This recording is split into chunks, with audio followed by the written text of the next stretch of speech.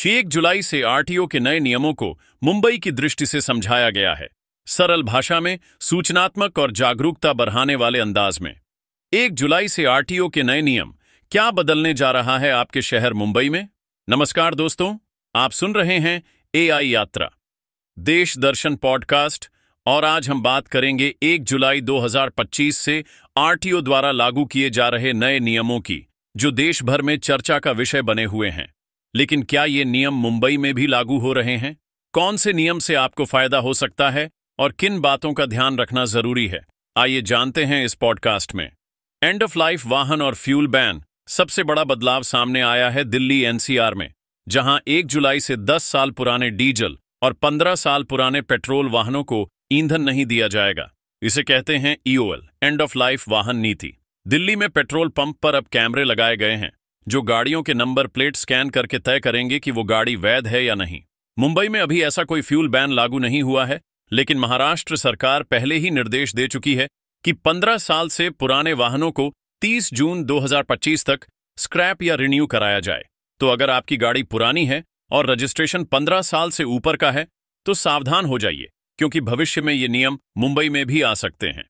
Speed limiter और 16 अंकीय code. अब बात करते हैं कमर्शियल वाहनों की, जैसे बस, लॉरी, ऑटो या स्कूल वैन। महाराष्ट्र में अब फिटनेस सर्टिफिकेट तभी मिलेगा जब आपके वाहन में 16 अंकीय alpha numeric speed limiter device लगा होगा। जो पुराने 5 अंकीय कोड वाले डिवाइस हैं, उन्हें मान्यता नहीं दी जाएगी। मुंबई में भी यह नियम पूरी तरह से लागू हो चुका है। कई वाहन चालक संघों ने जीपीएस डिवाइस अपग्रेड के लिए कैंप लगाए हैं, जहां बिना पैसे लिए अपग्रेड किया जा रहा है। अगर आपने अब तक बदलाव नहीं किया तो 1 जुलाई के बाद आपकी गाड़ी का फिटनेस रद्द हो सकता है। स्कूल बसों के लिए वीएलटी एसएलडी डिवाइस अब आते हैं स्कूल बसों पर। राज्य भर में एक और नियम लागू हो रहा है। हर स्कूल बस में नया 16 अंकीय वीएलटी एसएलडी ट्रैकिंग डिवाइस लगाना जरूरी है।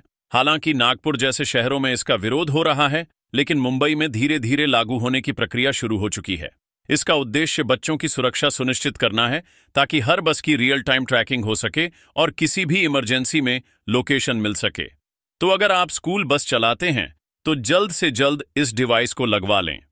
शोर प्रदूषण और डेसिबल मीटर 03 उत्तराखंड जैसे राज्यों में अब आरटीओ ऑफिस में डेसिबल मीटर लगाए जा रहे हैं, जो वाहन के हॉर्न और साइलेंसर की आवाज को मापेंगे।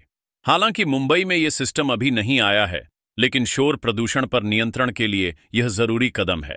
भविष्य में मुंबई जैसे बड़े महानगरों में भी यह नियम आ सकता है। तो अगर आपकी बाइक या कार का साइलेंसर तेज आवाज करता है, अभी से सुधार लें। निष्कर्ष और सुझाव 0430-0530। तो दोस्तों, 1 जुलाई से देश भर में ट्रांसपोर्ट के नियमों में बदलाव हो रहे हैं और मुंबई भी इससे अछूता नहीं रहेगा। क्या करें? अपनी गाड़ी के दस्तावेज जांचें। अगर कमर्शियल वाहन है, स्पीड लिमिटर और ट्रैकिंग डिवाइस अपडेट कराएं। पुरानी गाड़ियों के लिए स्क्रैपिंग या रिन्यूअल पर काम करें और शोर नियंत्रण को गंभीरता से लें। याद रखिए, ये बदलाव आपकी सुरक्षा और पर्यावरण के लिए लाए जा रहे हैं। अगर आपको ये जानकारी उपयोगी लगी हो तो इस पॉडकास्ट को शेयर करें और YouTube पर एआई यात्रा देश दर्शन चैनल को सब्सक्राइब करें। हम मिलेंगे फिर एक नए विषय के साथ। तब तक सुरक्षित चलें और जिम्मेदार नागरिक बनें। धन्यवाद।